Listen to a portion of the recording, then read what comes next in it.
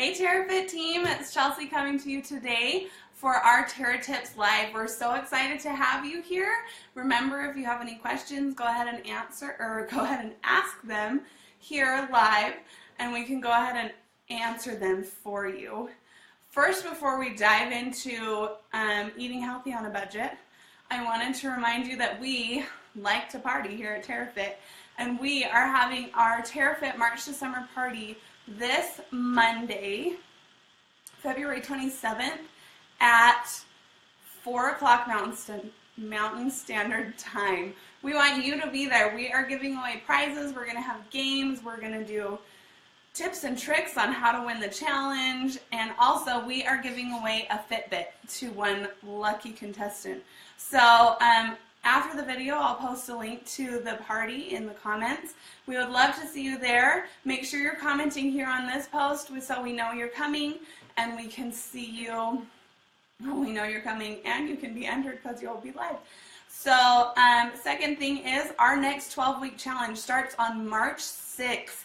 So, that only gives about a week. Registration ends 1 week from today. So make sure if you're thinking about the challenge, you're reserving your spot to get started for the March 6th challenge. So we're going to get started. Healthy eating on a budget. One of the biggest things we hear here at TerraFit when we're talking to people about eating healthy and following the meal plan and all of that is, great, that sounds awesome, but eating healthy can be so expensive. And I know that it is. As a mom of 3 little kids and number 4 on the way, and I understand that I can go to the store and I can buy a 2-liter of Coke for 98 cents, or I can buy a little teeny bottle of water for $2.50. It just sometimes seems like eating healthy is so far out of the budget that it's never going to happen to me.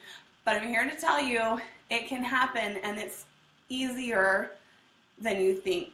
So I came up, us at TerraFit, we came up with 5 tips that we think are going to help you to be able to eat healthy and stay on budget while doing that. So our first tip is you need to plan. You need to plan what you're going to eat for the week. You need to know and expect what's going to happen so that you can have a plan. So first thing, you want to go through and plan the meals that you have for the week. You're going to plan your breakfast, you're going to plan lunch, you're going to plan dinner, your snacks, so that you know what to expect and you know what you're going to be eating. You can find recipes through TerraFit Advantage. You can find recipes in cookbooks. I mean, you can find recipes anywhere.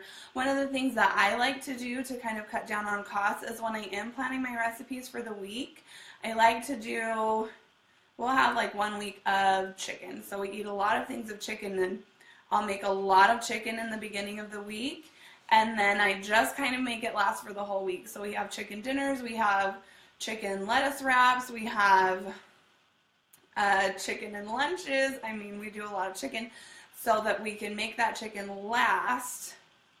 So when I'm planning my meals, I try to kind of make them coordinate with the recipes, so you have something different and new, but still kind of the same, so you have the same ingredients and you're not spending a lot of money where you don't need to be spending money.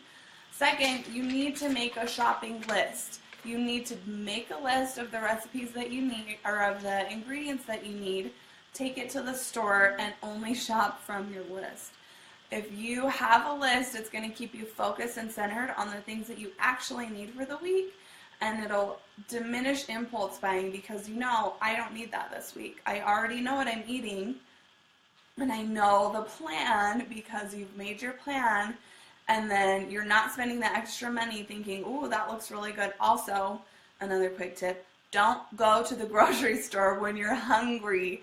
If you are hungry, you're going to see something that looks amazing, and you're going to want to grab it, even if it's not on your list, because you're hungry. So eat before you go, make a plan, and bring a shopping list. That's tip number 1, ABC. Tip number 2, when you are shopping, buy in bulk. There are so many things that you can buy that when you buy larger amounts, you're going to get more for your money than if you're going to buy a little bit. For example, I like to buy my rice at Costco, because you get the huge bags. I could buy a huge bag of brown rice and it's going to last my family 2 or 3 months, and I'm spending $7 on a bag of rice as opposed to, you know, a little box of rice that's maybe $2 or $3 that's only going to last my family maybe 1 or 2 meals as opposed to 2 to 3 months. Buy in bulk. When you buy more, that's a better value. Look for deal. You can look for deals on things like chicken, even vegetables, fruits. If there's a good deal of something, buy a lot of it so that you can make it last for a long time. So tip number 2, buy in bulk. Tip number 3, when you're purchasing things and when you're planning to buy things for your meals, buy in season. So you're probably not going to be looking for squash and pumpkin and things like that in the spring because it's not in season. So if you're going to have a butternut squash soup, you're going to be spending more to make it in the spring than you would in the fall because squash and pumpkin and things like that are in season and there's a lot of it. So the prices are going to be a lot lower. So look for things that are in season. Right now you'd be looking for like fruits, citrus fruits. So what was the other thing? Root vegetables are things that are in season now that you can learn to plan your meals with so you're spending less on that money. So tip number 3, buy in season. Tip number 4, prep your meals. So you've made the plan, you know what's going on, you have your ingredients because you made your shopping list, you did an impulse buy because you had your list, and you come home and you prep it. This is going to mean you're not just taking the good intentions and buying the vegetables and then 3 weeks later you're pulling them out of your fridge and putting them in the garbage because they're covered in mold. I have done this so often.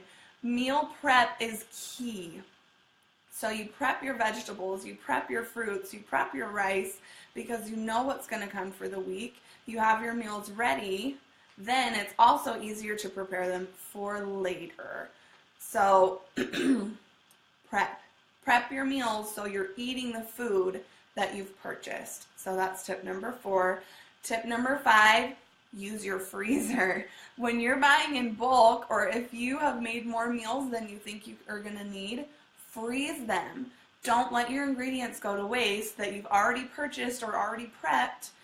Put them in a freezer bag, put them in a Tupperware, and utilize that freezer so that later you're not pulling out, you know, moldy cabbage or moldy carrots or whatever. You've used that, you know that you're not going to use this much for this week, and you're able to store it and pull it out later and use it then instead of buying it again. So tip number 1, plan your meals. Tip number 2, buy in bulk. Tip number 3, buy in season. Tip number 4, prep your meals. Plan what's going to happen for the week. And tip number 5, utilize your freezer. So you're not having things waste on you as fast. You're able to pull it out later and not have to rebuy, and that's going to be saving you money. So thanks for stopping by. We're so excited to see you. Remember to join our March to Summer party where we're giving away a Fitbit.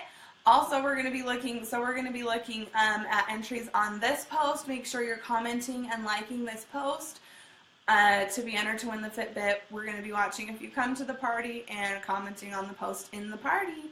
So if you're looking to win that Fitbit, comment here, like here, join the party, and we'll see you on Monday.